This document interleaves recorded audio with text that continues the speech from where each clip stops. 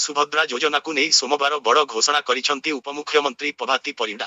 2025ରେ ମହିଳାଙ୍କୁ 3 ଥର ସୁଭଦ୍ରା ଟଙ୍କା ମିଳିବ ବୋଲି ଉପମୁଖ୍ୟମନ୍ତ୍ରୀ କହିଛନ୍ତି। ସୁଭଦ୍ରା ଯୋଜନାକୁ ନେଇ ଉପମୁଖ୍ୟମନ୍ତ୍ରୀ କହିଛନ୍ତି, 2025 ସୁଭଦ୍ରା ଯୋଜନାର ବର୍ଷ ଆଇ ନୂଆବର୍ଷରେ 4ଥ ପର୍ଯ୍ୟାୟ ଟଙ୍କା ସହ ମାର୍ଚ୍ଚ 8 ମହିଳା ଦିବସ ଏବଂ ରକ୍ଷା ବନ୍ଧନରେ ମହିଳାଙ୍କୁ ସୁଭଦ୍ରା ଟଙ୍କା ମିଳିବ। ଜାନୁଆରୀ ପ୍ରଥମ ସପ୍ତାହରେ ପୁରା ସର୍ଭେ ଶେଷ ହେବ। ଫିଲ୍ମ ରିପୋର୍ଟ ଆସିବ, ସେହି ଅନୁସାରେ ପଦକ୍ଷେପ ନିଆଯିବ। ଯେମିତି ଏହି ଯୋଜନାରୁ କେହି ବଞ୍ଚିତ ହେବେ ନାହିଁ ସେ ପ୍ରତି ଗୁରୁତ୍ୱ ଦିଆଯାଉଛି। ସୂଚନାଯୋଗ୍ୟ, ଡିସେମ୍ବର 1 ସୁଦ୍ଧା ସୁଭଦ୍ରାରେ ମୋଟ 1,05,36,612 ଆବେଦନ ଗ୍ରହଣ ହୋଇଛି। ପୂର୍ବରୁ ଆବେଦନ କରିଥିବା ଯୋଗ୍ୟ ହିତାଧିକାରୀଙ୍କୁ କେଉଁ କାରଣ ଯୋଗୁଁ ସେମାନଙ୍କର ଅର୍ଥ ଅନଲାଇନ ଯୋଗେ ପଠାଯାଇପାରିନାହିଁ ସେ ସମ୍ପର୍କରେ ଅନୁଧ୍ୟାନ କରାଯାଉଛି।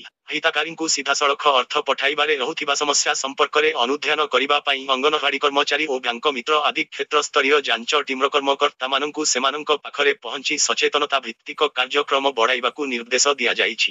ବିଭିନ୍ନ ଜିଲ୍ଲାରେ କାର୍ଯ୍ୟକାରୀ ହେଉଥିବା ସହାୟକ କେନ୍ଦ୍ର ହେଲ୍ପଡେସ୍କର ପରିଚାଳନା ପାଇଁ କର୍ମଚାରୀ ନିୟୋଜନକୁ ନିଶ୍ଚିତ କରିବାକୁ ଜିଲ୍ଲାପାଳମାନଙ୍କୁ ନିର୍ଦ୍ଦେଶ ଦିଆଯାଇଛି। ସୁଭଦ୍ରା ସମ୍ପର୍କିତ ଆପତ୍ତି ଅଭିଯୋଗ ସିଧାସଳଖ ବା ଅଫଲାଇନରେ ଗ୍ରହଣ କରାଗଲେ ତାହାକୁ ସୁଭଦ୍ରା ପୋର୍ଟାଲରେ ଅପଲୋଡ କରାଯିବ, ଯଦ୍ୱାରା ଏହାର ତ୍ୱରିତ ସମାଧାନ ପାଇଁ ସହାୟକ ହେବ।